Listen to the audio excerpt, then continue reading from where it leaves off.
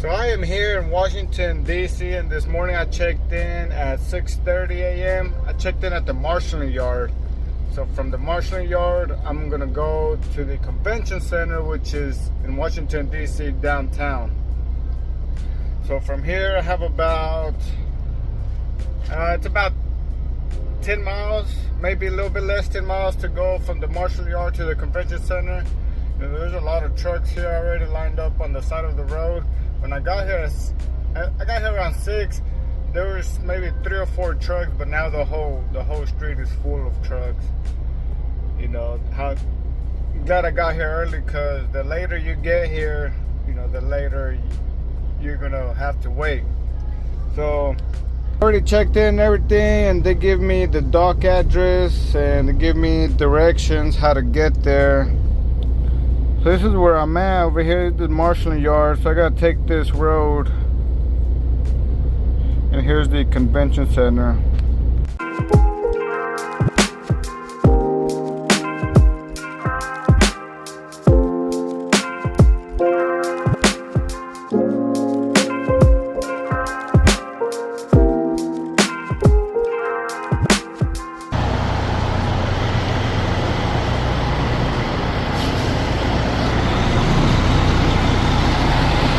And I just backed it into a dock, so they told me just to wait in my truck until they were ready to load me up.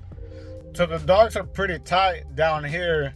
You know, it's crazy how it's under the convention center, but you know, especially for the guys that have the extended sleeper cab, I mean, I'm sure those guys have a lot of trouble going to convention centers, especially if they're pretty tight. Like this one's, you know, it's kind of smallish, but I've been to worse.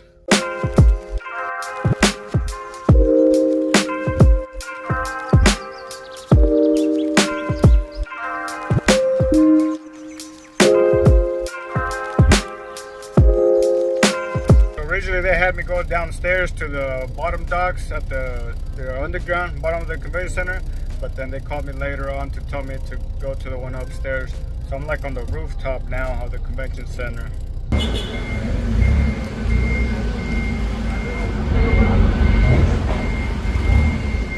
I'm finally getting loaded. They told me I had to go to different docks. So I'm here trying to eat lunch while I wait to get loaded. You know, because I gotta be back here, be counting the pieces to see what they load me up with.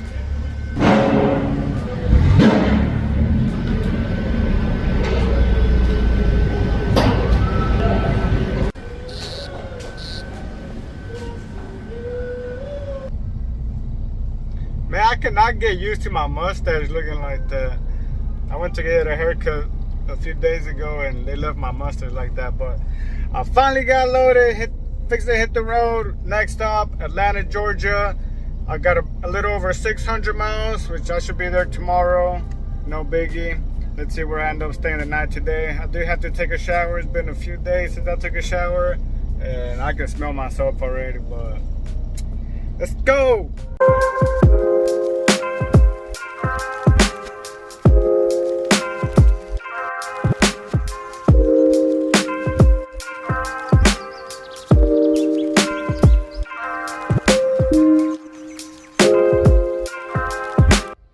Bro! So mad right now, man. I got here to my delivery at 12 o'clock. It is 2 o'clock and I barely got unloaded. You know how long they took to unload me? 15 minutes.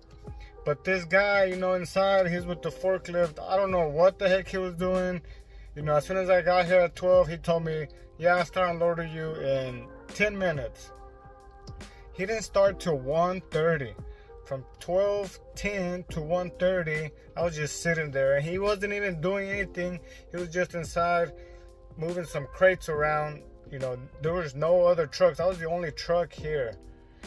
And the reason why I'm mad, I know usually whenever you go somewhere, I always give them, you know, 2 hours of leeway. You know, it's always, something's always gonna happen, you know, take their time and stuff like that. But reason why I'm mad is because they had me a load going to Denver, Colorado, and they had to cancel it because I'm not gonna make it there on time. It's a 2-hour drive there from where I'm at, and I needed to be there by 3, and it's already 2. There's no way I'll be making it there on time. I still gotta go through the loop in Atlanta, and I told my dispatcher, like, dude, there's no way I'm gonna make it. And the broker was all pissed off. I told my dispatcher, I was like, I'm not gonna make it, and if the broker calls me, I'm not answering, so it's up to you how you want to deal with it. And that was before I knew I was not gonna be able to make it on time. I let them know what's going on over here, and after that, it's on the dispatcher. I did my part letting you know, but they want me to get headed towards Las Vegas, Nevada. They have another convention center load from over there. But now I'm just sitting here, see what other load they can come up for me. It's already 3 o'clock. The later on it gets during the day, the harder it is to find loads, especially if you're trying to head towards a certain direction. That less loads that you're going to be able to pick from. So I don't know what they're going to come up with. Hopefully they call me soon.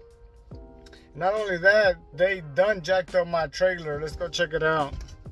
So the floor on my trailer is breaking, and I don't know how much longer it's going to last. But I'll show you up from the inside, and then I'll get under the trailer. So look at that. It don't look horrible, but it is kind of breaking apart. So one of these days, a forklift is gonna drive through there, and it's probably gonna end up breaking it, depending how heavy the forklift is.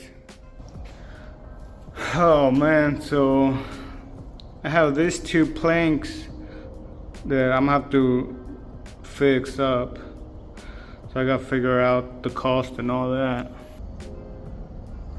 Yeah, that's not good. Let's go see how it looks under the trailer. It looks pretty bad.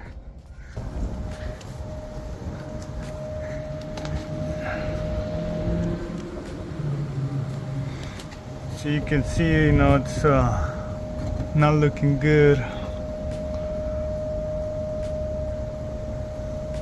And it's spreading.